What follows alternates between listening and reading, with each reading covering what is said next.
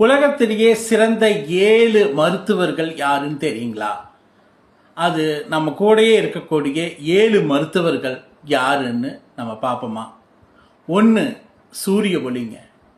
சூரிய ஒளியில் நீங்கள் அட்லீஸ்ட் ஒரு 30 நிமிஷம் ஆச்சு டெய்லி இருந்தீங்கன்னா உங்களுக்கு கிடைக்கக்கூடிய விட்டமின் டி எலும்புக்களையும் உங்களுடைய தண்டுவடத்தையும் பலப்படுத்தி உங்களுடைய நோய் எதிர்ப்பு சக்தியை அதிகப்படுத்தி உங்களை எப்பவுமே ஒரு இளமையான மனிதராக வைத்திருக்கிறதுக்கு சூரிய ஒளியில் இருக்கிறது ரொம்ப முக்கியம்.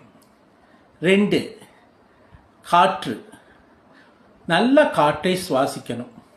நல்ல காற்று எங்கே கிடைக்குதோ அந்த இடத்துல உடற்பயிற்சி செய்கிறது மட்டும் இல்லாமல் நம்மளை சுற்றியும் நல்ல காத்தோட்டமாக இருக்கிற மாதிரி பார்த்துக்கிட்டோம்னா நம்மளுடைய நுரையீரலும் அப்புறம் சுவாசம் சம்பந்தமான விஷயங்களும் நல்லபடியாக இருக்கிறது மட்டும் இல்லாமல் நம்ம உடலுக்கு தேவையான ஆக்சிஜன் அதிகமாக கிடைச்சி நம்ம உடல்நிலையை நல்ல முறையில் வைத்துக்கொள்ளும்.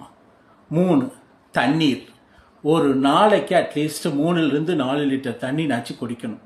இந்த தண்ணி நம்மளுடைய கழிவுகளையும் நம்மளுடைய உடலையும் கழிவுகளை வெளியேற்றது இல்லாமல் நம்ம உடலையை எப்பவுமே நல்ல நிலையில் வைத்து கொள்வதற்கு உதவுது. ஒவ்வொரு உறுப்புக்கும் தண்ணீர் தேவைப்படுது.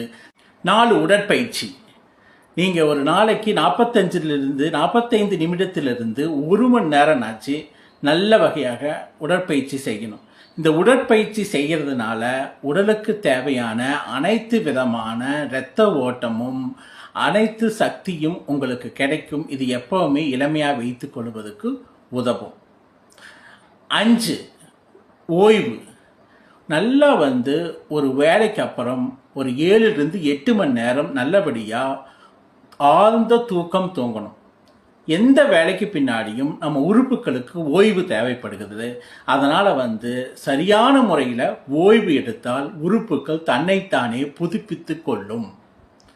அடுத்தது 6 பார்த்தீங்கன்னா எப்பவுமே நல்ல வெஜிடபிள்ஸ், காய்கறிகள், ஃபைபரஸ் ஃபுட்டு அப்படின்னு சொல்லக்கூடிய பழங்கள், காய்கறிகள், அப்புறம் சரியான உணவு, சரிவிகித உணவு. இந்த சரிவிகித உணவை சரியான முறையில் டெய்லி எடுத்துக்கிட்டீங்கன்னா உங்களுக்கு எந்த விதமான மற்ற உடல்நல பிரச்சனைகள் வராது. நம்பர் 7 லாஃப்டர், சிரிப்பு.